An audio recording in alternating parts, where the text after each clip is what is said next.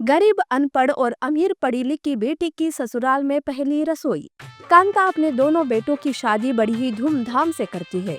उसकी एक बहू गांव की अनपढ़ थी तो दूसरी वाली शहर की पढ़ी लिखी। कांता बहुओं का स्वागत करती है और कहती है, शालू बहू, पूनम बहू, जाकर आराम करो। कल जल्दी उठकर तुम दोनों को पहली रसोई की रस्म भी तो पूरी करनी है। शालू शहर की अमीर पढ़ी लिखी लड़की थी तो पूनम गांव की गरीब अनपढ़। दूसरे दिन सवेरे शालू और पूनम रसोई में आते हैं। पूनम बड़ा और मॉडर्न किचन देखकर हड़बड़ा जाती है। तब शालू उसका मजाक उड़ाने लगती है, क्यों जेठानी जी, होश उड़ गए ना? तुम तो भूल ही जाओ पहली रसोई की रस्म। शालू पूनम का मजाक उड़ाती है पर पूनम भी कुछ कम नहीं थी। उसे पहली रसोई की रस्म कैसे भी पूरी करनी थी। इसीलिए वो घर के पीछे वाले आंगन में जाती है। वहाँ वो एक मिट्टी का चूल्हा बनाती है और लकड़ियाँ इकट्ठा करती है। इस तरह से वो अपने लिए गांव वाली रसोई बनाती है। चलो, मेरी रसोई तो तैयार हो गई, अब जल्दी से खाना बनाती हूँ। पूनम चूल्हे पर अलग अलग तरीके के व्यंजन बनाती है। वो खाने में दाल, चावल, सब्जी, पूरी और खीर बनाती है। तो इधर शालू, हाँ, ये गंवार जेठानी पता नहीं कैसा खाना बना रही है। आखिर इसका और मेरा कोई मुकाबला ही नहीं हो सकता। आज तो बस मेरी और मेरे खाने की ही तारीफ होगी।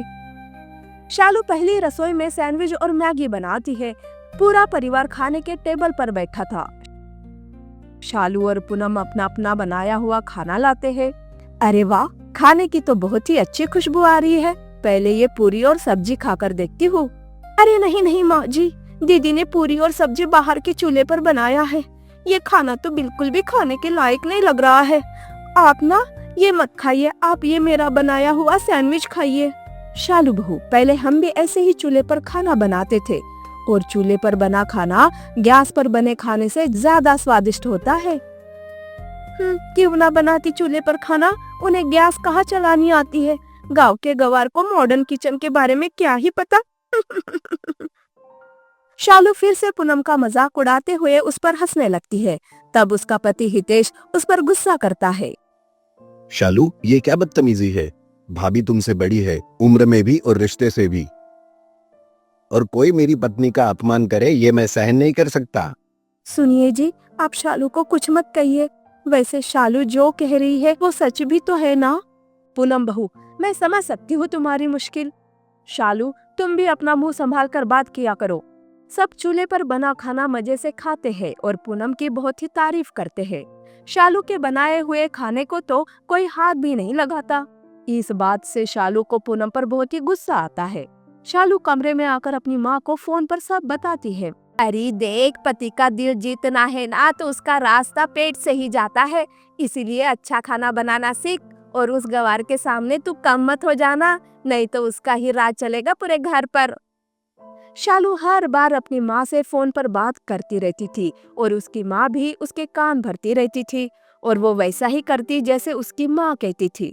वो पूनम को हमेशा परेशान करती रहती थी पर पूनम उसे अपनी छोटी बहन समझकर माफ करती रहती थी। घर पर सारे पूनम की ही तारीफ करते थकते नहीं थे। इससे शालू को बहुत गुस्सा आता था।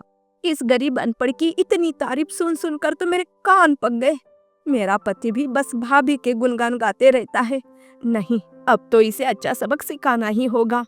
अब शालू पूनम के साथ अच्छा बर्ताव करने का नाटक करती है। दीदी, मुझे माफ कर दीजिए, मैं आपसे बेवजह गुस्सा करती रही, लेकिन दीदी अब मुझे सब समझ आ गया। शालू, बड़ी बहन से भला कोई माफी मांगता है?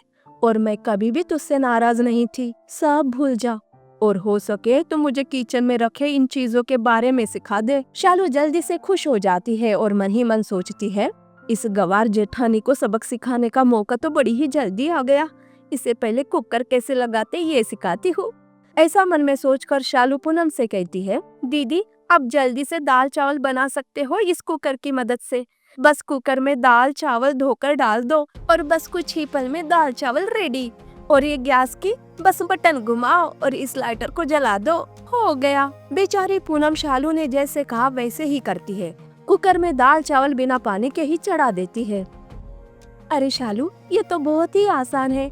कभी कभी जमाने के हिसाब से हमें नई नई चीजें सीखनी चाहिए। पूनम कुछ काम करने के लिए आंगन में चली जाती है। शालू भूल जाती है और वो गैस के पास आकर खड़ी हो जाती है, लेकिन तभी कुकर फट जाता है जिससे शालू को चोट लग जाती है। हाय रे मैं तो जल गई। पूनम भागते हुए आती है। ये क्या हुआ शालू, तुम ठीक तो हो ना? ये सब मेरी वजह से हुआ, मुझे ही ध्यान रखना चाहिए था। पूनम शालू के लिए रोने लगती है। पूनम के आंसू देखकर शालू को उसकी गलती का एहसास होता है। किचन की आवाज से कांता भी किचन में आ जाती है। किचन की हालत देखकर, हाय रे ये क्या कर दिया, ये जरूर शालू बहू ने किया होगा।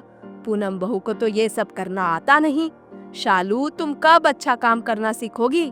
नहीं माँ जी, शालू की इसमें कोई गलती नहीं है, ये सब मेरे ही हाथ से हुआ। मुझे माफ कर दो दीदी, मैं ही बुरी हूँ, मैंने आपको सब गलत बताया था। तब शालू सारी सच्चाई बता देती है। हे भगवान, इस लड़की को थोड़ी अकल दे दे, दूसरे का बुरा करने चली थी, खुद का ही बुरा कर लिया। पूनम शालू की चोट पर दवा लगाती है, उसका पूरा ध्यान रखती है। अब शालू सुधर जाती है। पूनम शालू को खाना बनाना सिखाती है और उसे नई चीजें कैसे इस्तेमाल करना ये सिखाती है। दोनों के बीच का प्यार बढ़ने लगता है और सारा परिवार खुशी से रहने लगता है।